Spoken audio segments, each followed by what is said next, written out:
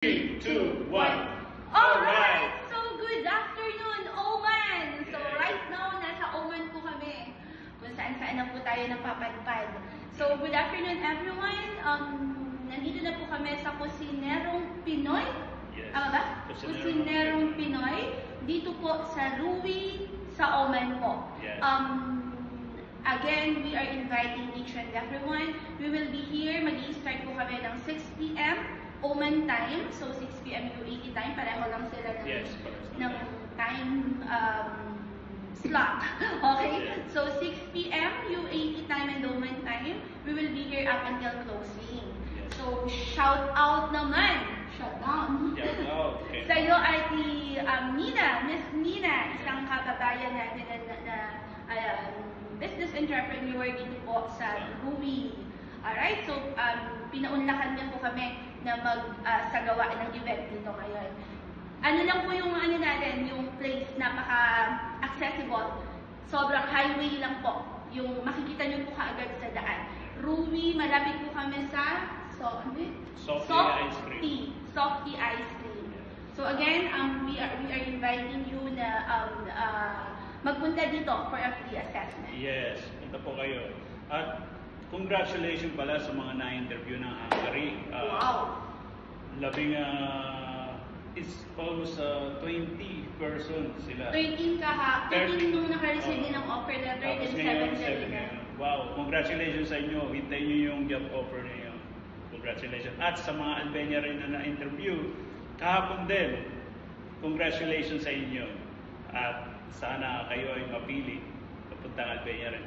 At tuloy-tuloy pa po ang aming demands sa Serbia, like kailangan namin ng storekeeper, warehouse, production worker, at kitchen helper. At sa Hungary naman, ganun pa rin, retail sorting pa rin. Keep going. Ayan, so sa Hungary, sir, magto-close na itong retail sorting natin kasi nakakuha na sila ng 20. No. Pero after this, we will be having our next demands, which is currently, I'm waiting for the demands. Bibigyan po nila ulit tayo ng demands kasi sobrang kanina nga, sabi ko sa'yo, sabi nung employer natin, job well done kasi magagaling at magaganda po yung napili nila sa aming pipeline. Congratulations sa mga Pilipino. The best kayo. Ayan. So, tuloy-tuloy ang Hungary natin. And sabi mo nga, sir, ang Serbia and Albania. Albania, tuloy-tuloy pa rin ang mga demands sa Albania. Kailangan po namin sa mga India, kung may kilala kayong mga Indian po, construction worker, ang dami nilang kailangan. Lahat ng any position sa construction, carpenters, mason, or door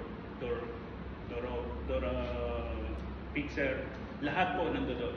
Welder, kasama po yun. May bago silang demands ngayon sa Albania para sa Indians and Filipinos, delivery van driver, mga nag-deliver ng mga parcel. So, with that, napakarami po namin gustong i-share sa inyo, pero mag-invite po muna kayo right now.